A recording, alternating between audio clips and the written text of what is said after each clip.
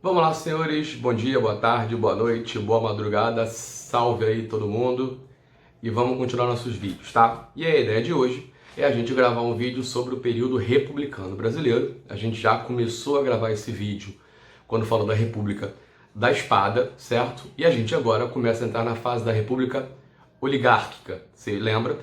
A Primeira República, ela é dividida em uma fase República da Espada, entre 1889 e 1894, e a República Oligárquica, de 1894 até 1930, certo? E recebe esse nome porque é a fase que você tem as oligarquias comandando o país. Os militares saíram com Floriano Peixoto e os civis, a sua oligarquia, assume o poder. Vamos lembrar primeiro que oligarquia significa o poder na mão de poucos, certo? Isso vem de uma origem grega, ou seja, você tem uma elite brasileira, civil, governando o Brasil. O primeiro ponto a entender aqui é que não necessariamente todo presidente desta república oligárquica ele vai ser um presidente civil, certo? Eu tenho ainda casos de marechais que vão governar o Brasil. Bem, uma parte boa desse período pra gente, tá? Que vai fazer prova, que vai fazer concurso, que vai fazer vestibular na sua maioria dos casos, é que você não é obrigado necessariamente nessa fase a decorar os presidentes na sua ordem. Primeiro foi fulano, depois foi ciclano, depois foi... Não tem essa obrigatoriedade de decorar a ordem presidencial dessa república oligárquica, certo? Bem, mas é uma coisa que ela é extensa, ela é complexa, então eu vou dividir esse vídeo em 4. A gente vai ter um vídeo para falar da política da república oligárquica, esse vídeo. Teremos um vídeo para falar da parte econômica, um vídeo para falar das revoltas do período e um vídeo para falar da crise desta república oligárquica, ou seja, da década de 1920, até chegarmos à chamada Revolução de 30 e a chegada de Vargas ao poder no Brasil, dando origem à Era Vargas, beleza? Então vamos parar de conversar muito e vamos discutir o que interessa pra gente, que é esta tal desta política da república oligárquica. Bem, então olha só, pra gente poder começar o papo, tá?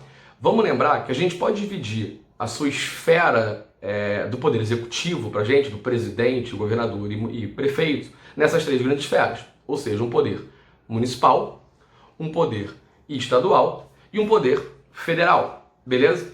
E no caso da república oligárquica, cara, cada esfera dessa vai receber um nome. Por exemplo, se você fala do poder municipal, eu vou falar da figura dos chamados coronéis, ou seja, daquela estrutura conhecida como coronelismo. Vamos lembrar que a gênese, a origem desse coronelismo tá lá atrás, cara, tá lá na regência. Quando você teve lá em 1832, na regência trina permanente, a criação da chamada Guarda Nacional. E aí essa Guarda Nacional, o que ela era? Ela era milícia, ela eram milícias no caso, né, porque são vários guardas nacionais, locais, controladas por uma elite, que recebiam então o título de coronéis. Óbvio, eu não estou falando aqui de um coronel ligado a umas forças armadas. O coronel aqui é porque ele comanda a Guarda Nacional. Então você acaba dando um poder armado muito grande a essas elites locais e isso vai criar ao longo do processo esta estrutura de coronelismo. Ou seja, essas elites locais, certo? Municipais, que vão controlar os seus eleitores, certo? Formando um tal de curral eleitoral, e esse termo é importante, que são nominados através de um voto de cabresto. Ou seja, um voto que ele é controlado, beleza? Aí tu vai dizer o seguinte, mas espera aí, Felipe, para que controlar esse voto se você tem uma parcela muito pequena de eleitores, uma vez que você tinha determinado lá em 1891 que a eleição era por sufrágio universal, só que na sua grande maioria masculinos, alfabetizados e maiores de 21 anos. Então, na verdade, eu tenho uma gama muito pequena de quem vota. Não. Porque lembra que o voto é aberto?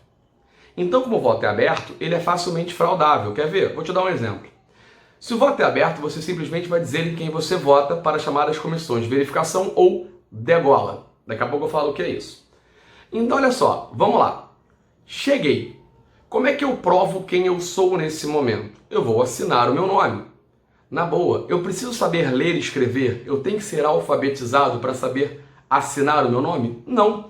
Se eu te treinar a desenhar a grafia do seu nome, você assina.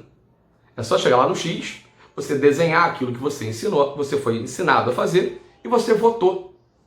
Então vamos combinar que fraudar essa alfabetização para a eleição é muito simples, tá? Ponto 1, fraudei a primeira parte. Ah, filho, mas a idade, 21 anos. Olha só, gente, diferente de hoje em dia, quando você nasce nesse período, a tua certidão de nascimento, ela tem que ser paga. E é óbvio que uma grande massa de pessoas no Brasil não tem dinheiro para pagar a certidão de nascimento e, a grosso modo, na prática, ter a certidão de nascimento não significa nada para a vida desses caras no seu dia a dia. Então o que acontece muito, na verdade? Um gato ao contrário. Para quem não entende, para quem não sabe qual é a ideia, lembra o que é o gato?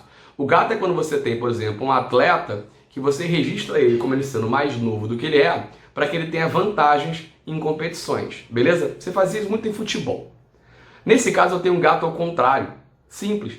Quando está chegando a eleição, o que eu faço, na verdade? Eu pego essa gama de eleitores que eu quero, essa gama de eleitores do meu curral eleitoral, eu, coronel, levo esses caras ao cartório e vou registrá-los como mais velhos. Lembra, a sua Constituição de 1891, ela separou igreja de Estado. Então não tem a questão do batismo para dizer quem nasceu ou quem não nasceu. O que eu faço então? Eu pego esse cara, ele tem, sei lá, 17, 18, 19, levo ele ao cartório e registro ele com uma data de nascimento que ele tenha mais 21. Pronto, conseguimos eleitores. Aumentei a minha gama de eleitores do meu curral eleitoral. Mas vamos lá. Vamos voltar ao papo do tal do voto de cabresto. A nossa tendência natural é imaginar que o voto de cabresto ele é basicamente uma questão de violência física. Ou seja, ou você vota em quem eu quero, ou você vai sofrer alguma violência física. Isso acontece? Acontece. Crônicas da época falam muito de candidatos que andavam no Rio de Janeiro, por exemplo, num carro com um médico e um pistoleiro. Vota em quem eu quero. Não, eu te dou um tiro, o cara te conserta e você vota. Isso rola? Rola, tá? Isso é real. Outros vão dizer da questão da ameaça do emprego. Ah, ou você vota em quem eu quero, ou você perde o seu emprego. Isso rola? Também rola.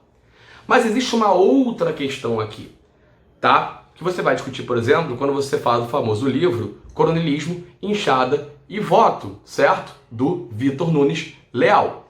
Que é o seguinte, vamos lá. Para grande parte de uma população muito ligada ao campo no Brasil, lembra que eu tenho aqui uma elite. A nossa vocação, a princípio, nesse momento, ela é exclusivamente agrícola. A gente não está falando de indústria ainda neste momento, embora seja nesta fase do Brasil que você começa a industrializar o Brasil. E aí, pelo amor de Deus, lembra, Mauá, lá atrás do Segundo Reinado, não é uma industrialização, é um surto industrial. Bem, para grande parte dessa galera do campo, na boa, votar ou não votar não muda nada na sua situação. Porém, é uma prática muito comum que o tal do coronel, certo? Cria um sentido de apadrinhamento em relação, por exemplo, aos filhos dos seus funcionários. E aí isso vira um grande favor. Porque o que você entende muitas vezes? Você, pequeno camponês, pequeno agricultor, ou a tua classe mais baixa de fato. As decisões políticas não afetam a sua vida. Mas você cria uma relação de dependência com o seu coronel que a melhora dele, você enxerga que ele é o cara que dá aquilo que você precisa, uma lógica meio paternalista. Então se esse coronel diz para você, olha só, fulano, se você votar em tal candidato, você me ajuda, você vota, não tem problema, certo? Eu tenho uma relação de clientelismo muito forte nessas questões eleitorais do Brasil nesse período, beleza? Então essa é a lógica municipal, o coronelismo. Quando você sobe ao poder estadual, Campos Salles, presidente do Brasil, percebe uma coisa muito interessante, que é o seguinte: para eu governar tranquilamente aqui no meu nível federal, é importante o apoio dos estados. E aí ele vai propor um grande acordo. Que acordo é esse? O governo federal apoia as elites mais fortes de cada estado e, em contrapartida, as elites de cada estado, elas garantem as determinações dadas pelo presidente. Este grande acordo, ou seja, essa junção de favores entre governo federal e governos estaduais, recebe o nome, então, para a gente de política dos governadores. E é isso que funciona com a nossa ideia de poder estadual. Quando a gente gente vai ao poder federal, o que você acaba tendo na verdade? Uma grande troca entre o Partido Republicano Paulista e o Partido Republicano Mineiro, que vai criar, na verdade, uma grande troca, uma grande sucessão de presidentes entre São Paulo e Minas Gerais, beleza? Eles entram num acordo para um candidato único. Como São Paulo é a tua elite mais forte econômica, produtora de café, e Minas Gerais é o teu maior colégio eleitoral brasileiro, segundo maior produtor de café do Brasil, e conhecido por todos por produzir derivados de leite, quem nunca adorou um queijo Minas, um pão de queijo de Minas Gerais, você vai chamar essa política de política do café com leite. Por isso, senhores, algumas pessoas também vão chamar a República Oligárquica de República do Café com Leite. Então você tem essa alternância, ora indicado por São Paulo, ora indicado por Minas, e você vai trocando. Felipe, toda hora? Não, eu tenho exceções. Por exemplo, em 1910, quem vai governar o Brasil é o gaúcho Marechal Hermes da Fonseca. Em 19, quem vai governar o país é o paraibano Epitácio Pessoa. Mas, a grosso modo, certo? Essas são as estruturas de um nível municipal, coronelismo, de um nível estadual, política dos governadores, de um nível federal, política do café com leite, certo? A lógica é essa. E como é que isso funciona muito bem? Lembra que eu falei lá atrás do vídeo de uma tal de comissão de verificação ou degola? Gente, é simples. Por que esse nome degola? Porque a função dela é uma só. Ela vai fiscalizar as eleições. De que forma? Se a elite mais forte vence, a eleição valeu. Se a elite mais forte perde, foi fraudado, vota de novo. Beleza? É uma estrutura fraudada, fraudulenta, que vai se perpetuar durante toda essa fase da Primeira República, República Oligárquica. Agora, eu tenho duas questõezinhas um pouco mais específicas aqui. Quais são elas? Lembra do Rui Barbosa, lá do encilhamento? Pois bem, ele quer ser presidente do Brasil. E aí, na sua campanha, Rui Barbosa cria uma coisa chamada de campanha civilista, que é uma mudança para a época. Por quê? O que o Rui Barbosa faz? Ele vai visitar os domicílios eleitorais. Aquilo que pra gente hoje é muito normal, quando você tem uma eleição, você tem o candidato, ele vai visitando os estados e municípios em busca de votos, aquilo não rolava na República Oligárquica. Rui Barbosa vai tentar fazer isso. É a tal da campanha civilista. Deu certo? Não. Ele perde a eleição. Glória, em grande parte, porque a gente lembra de Rui Barbosa como o cara que vai gerar uma crise econômica enorme no Brasil com o encilhamento. E lembra do Hermes da Fonseca, aquele gaúcho radicado do Rio de Janeiro que assume a presidência em 1910? Pois bem, ao assumir a presidência, ele vai criar uma coisa chamada de política das salvações. O que é isso? O presidente simplesmente vai nomear interventores para governos de oposição. Sim, o presidente do Brasil intervém diretamente nos estados brasileiros. Beleza? Especificamente é isso que eu tenho como a parte política da República Oligárquica. Mas, Felipe, e externamente, o que eu tenho de política aqui? Duas coisas importantes. A questão Acre e a participação brasileira na Primeira Guerra Mundial. Que, embora sejam políticas externas, vão ficar guardadas para a gente para o vídeo de economia, porque as suas relações são diretamente impactantes naquilo que é a nossa produção, certo?